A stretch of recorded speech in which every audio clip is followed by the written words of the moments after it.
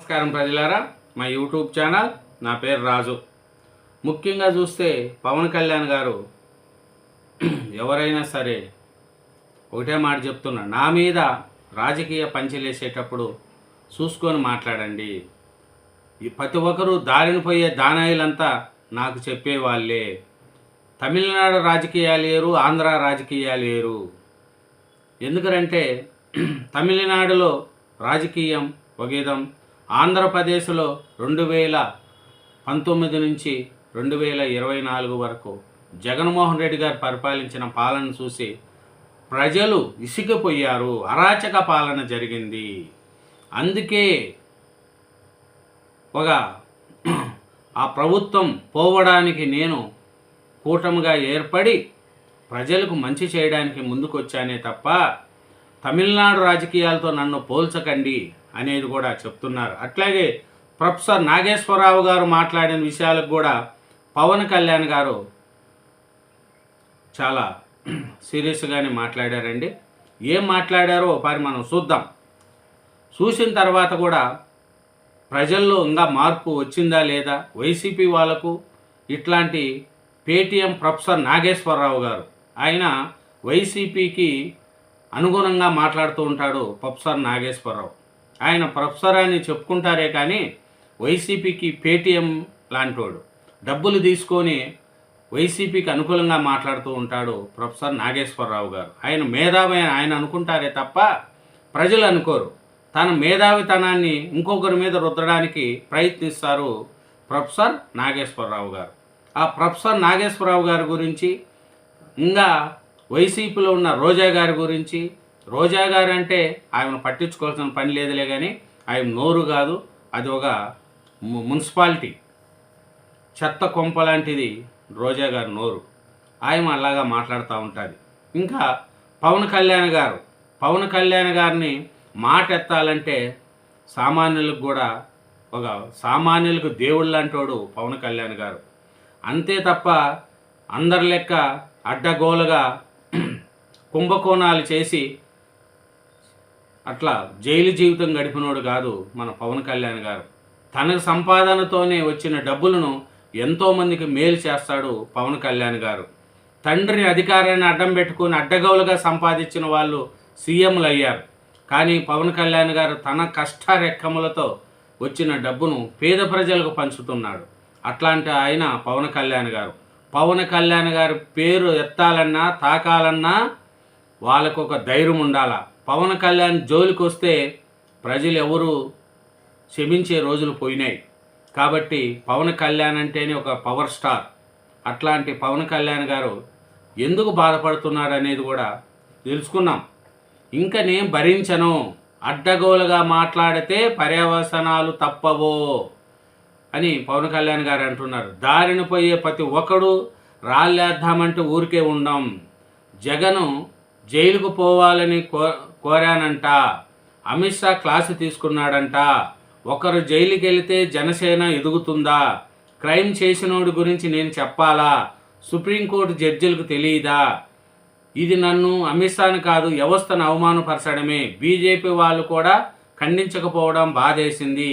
పవన్ను ఏమైనా అనవచ్చు, మనదేమైనా అంటే కులం ప్రాంతం గుర్తొస్తాయి. ఇష్టానుసారం మాట్లాడితే మాకు కోపాలు రావా? అభిమానులందరూ ఏకతాటిపై ఉండడంతో తమిళనాడు ఒక హీరో సీఎం అయ్యాడు. ఇక్కడ సినీ పరంగా ఇష్టపడ్డ పాలిటిక్స్లో కులం వచ్చేస్తుంది. కూటమి కోసం కొన్నిసార్లు సర్దుకుంటా, ఒక పార్టీ కోసం కాదు 5 కోట్ల ప్రజల కోసం బరాయిస్తా అని పవన్ కళ్యాణ్ గారు చెప్తున్నారు. పవన్ కళ్యాణ్ గారు ఏమన్నారంటే, ప్రొఫెసర్ నాగేశ్వరరావు ఉన్నాడు కదా మేధావి, ఆయన ఏమన్నాడంటే పవన్ కళ్యాణ్ గారు అమిత్ షా గారి దగ్గరికి వెళ్ళి జగన్ను జైలుకు పోవాలని కోరారంట. అందుకు అమిత్ షా పవన్ కళ్యాణ్ గారిని క్లాస్ తీసుకున్నాడంట. అందుకు పవన్ కళ్యాణ్ గారు అంటున్నాడు, నేను జగన్ను జైలుకు పంపించేయాల్సిన పని ఏముంది? జగన్ యొక్క ఆర్థిక నేరాలన్నీ కోర్టులకు తెలియవా, ప్రజలకు తెలియవా అని ప్రొఫెసర్ నాగేశ్వరరావు గారు ఆయన మేధావితనం ఆయన ఊహించుకొని చెప్తాడు. తర్వాత జన సైనికుల ఆగ్రహంతో దాన్ని సరిదిద్దుకున్నాడు ప్రొఫెసర్ నాగేశ్వరరావు గారు. ఎందుకంటే అనేది ఎందుకు, సర్దుకోవడం ఎందుకు అనేది కూడా ప్రొఫెసర్ నాగేశ్వరరావు గారు మేధావితనం ఒక్కొక్కప్పుడు వైసీపీకి అనుకూలంగా మాట్లాడుతూ ఉంటాడు. ఆయన వైసీపీకి పేటీఎం లాంటివాడు కాబట్టి ఇక్కడ బీఆర్ఎస్కు, అక్కడ వైసీపీకి ఆయన పేటీఎం లాంటివాడు కాబట్టి ప్రొఫెసర్ నాగేశ్వరరావు గారి గురించి మనం పెద్దగా చెప్పుకోవాల్సిన పని లేదు, ఆయన మేధావితనం. ఇంకా ఏమంటున్నారంటే పవన్ కళ్యాణ్ గారు రోడ్డును ప్రతి ఒక్కడు అంటూ మేము ఎందుకు భరిస్తాం, భరించినంత కాలం భరిస్తాం. చాలా ఏళ్ల కిందట ఒక మాట చెప్పాను, భరిస్తాం, సహిస్తాం, అవసరమైతే తాట తీస్తాం.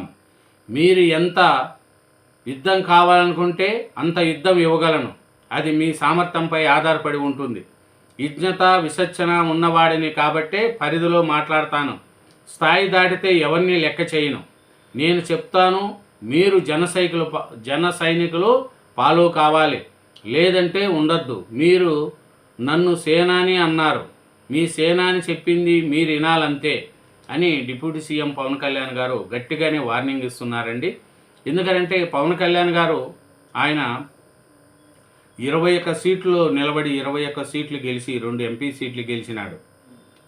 అదే వైసీపీకి ప్రతిపక్ష హోదా కూడా రాలేదు, 11 సీట్లకు పరిమితం చేసి మూలను కూర్చోబెట్టినారు. అట్లాంటి పవన్ కళ్యాణ్ గారిని చిన్న చూపు చూసిన వైసీపీ వాళ్ళకు దిమ్మ తిరిగే స్టాక్ ఇచ్చారు పవన్ కళ్యాణ్ గారు. పవన్ కళ్యాణ్ గారు అంటేనే ఒక ప్రజల్లో ఒక నమ్మకం. అయ్యో డిప్యూటీ సీఎం అంటేనే ఆ పదవికి పేరు తెచ్చిన వ్యక్తి పవన్ కళ్యాణ్ గారు. వైసీపీలో కూడా చాలామంది ఉన్నారు డిప్యూటీ సీఎంలుగా, ఏ పొద్దు కూడా ప్రజలకు మేలు చేసింది కాదు. సీఎంఏ పని చేయలే, డిప్యూటీ సీఎంలు ఏం పని చేస్తారు?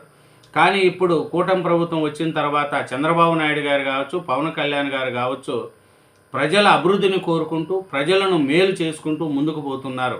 వైసీపీలో ఎన్నో అరాచకాలు చేశారు వాళ్ళ గవర్నమెంట్ ఉన్నప్పుడు, కానీ ఇప్పుడు కూటమి ప్రభుత్వం వచ్చిన తర్వాత అందరినీ ప్రజల్లో చూసుకుంటూ ప్రజల్లో కలవరికంగా ఉంటూ ఓ పక్క పవన్ కళ్యాణ్ గారు, ఓ పక్క చంద్రబాబు నాయుడు గారు ప్రజల వద్దకు పాలన తెచ్చినట్లుగా మాట్లాడుతున్నారు. ఇంకా ఏం చేస్తున్నారంటే ప్రధానంగా సామాజిక రాజకీయ విశ్లేషకుడు ప్రొఫెసర్ నాగేశ్వర్ చేసిన వివాదాస్పద వ్యాఖ్యలను ఆయన ప్రస్తావించారు. సర్దార్ పటేల్ తర్వాత కేంద్ర మంత్రి అమిత్ షా చాలా శక్తివంతమయ్యారు. ఆయన్ను దగ్గరగా చూశాను, ఆయన నేనేదో చెప్పానంట, ఆయన నన్ను తిట్టారంట, వీళ్ళు అది విన్నారంట, నేను అమిత్ షా మాట్లాడుకున్నామని ఇటీవల ఒక విశ్లేషకుడు ప్రొఫెసర్ నాగేశ్వర మేధావి ఆయన చెప్తున్నాడు. ఆయన పక్కనే ఉండి ఇన్నట్లు మాట్లాడారు. ఈ విశ్లేషకుడు అంటే నాకు చాలా గౌరవం.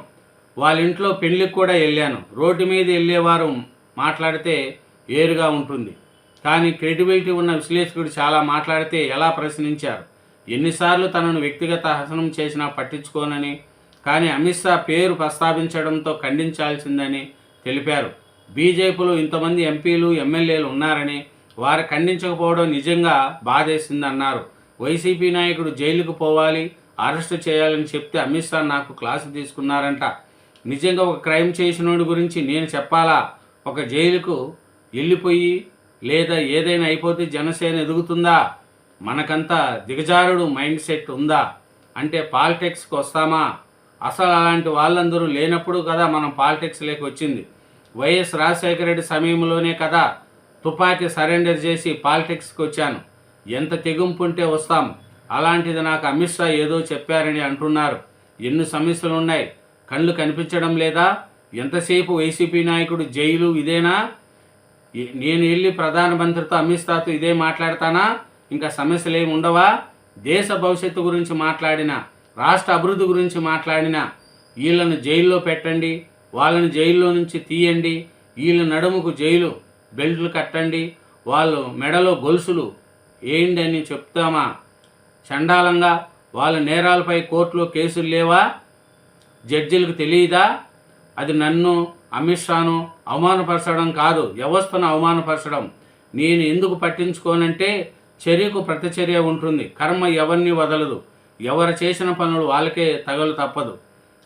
అది మంచైనా చెడైనా అని తెలిసిపోతుందని ఉప ముఖ్యమంత్రి పవన్ కళ్యాణ్ గారు గట్టిగా వార్నింగ్ ఇచ్చారండి. ఎందుకంటే ప్రొఫెసర్ నాగేశ్వరరావు గారు మేధావి గారు ఆయన చేసి వ్యాఖ్యలకు చాలా బాధేసింది పవన్ కళ్యాణ్ గారికి. ఎందుకంటే మనకు టీవీ ఛానళ్ళు ఉన్నాయా, కనీసం మనకున్న సోషల్ మీడియా హ్యాండిల్స్ నాకేదైనా కష్టం వస్తే నా వెనుక ఉంటారా? తమిళనాడులో ఒక హీరో విజయ్ అభిమానులందరూ ఏకతాటిపై ఉండడంతో అతను సీఎం అయిపోయిండు. ఇక్కడ మన అభిమానులందరూ సినిమా పరంగా ఇష్టపడతారేమో కానీ పాలిటిక్స్ విషయానికి వస్తే కులం బయటకు వచ్చేస్తుంది. కులాలుగా ఇడిపోయారు, కొంతమంది పార్టీలుగా ఇడిపోయారు. ఇలాంటి వైరుధ్యమైన వాతావరణంలో ఎదిగి ఇక్కడ దాకరడమే కొండరాయిని బద్దలు కట్టుకొని ముక్క పెరిగినంత కష్టం. నువ్వు ఎలా గెలుస్తావో చూస్తా అనేవాళ్ళు ఆంధ్రప్రదేశ్ పాలిటిక్స్లో ఎక్కువ. నేను గెలవకుండే చూసుకునే బాధ్యత తమదంటారు. నేనెప్పుడూ ఎవరికీ ద్రోహం చేయలేదు అని పవన్ కళ్యాణ్ గారు చాలా బాధపడారండి.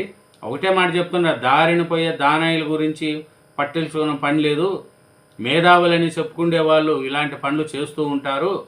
ఆ క్రెడిబిలిటీ పోగొట్టుకోవద్దని ప్రొఫెసర్ నాగేశ్వరరావు గారికి మంచి బుద్ధి వచ్చేట్టుగా చెప్పారు. అట్లే వైసీపీ వాళ్ళకు కూడా బుద్ధి వచ్చేట్టుగా చెప్పాడు. ఇదేనండి పవన్ కళ్యాణ్ గారు ఒకటే చెప్తున్నారు, నా జోలికి వస్తే నేను ఉండను, ఇంకా బరాయించలేను. ఎందుకంటే ఇన్ని రోజుల కథ ఏరే,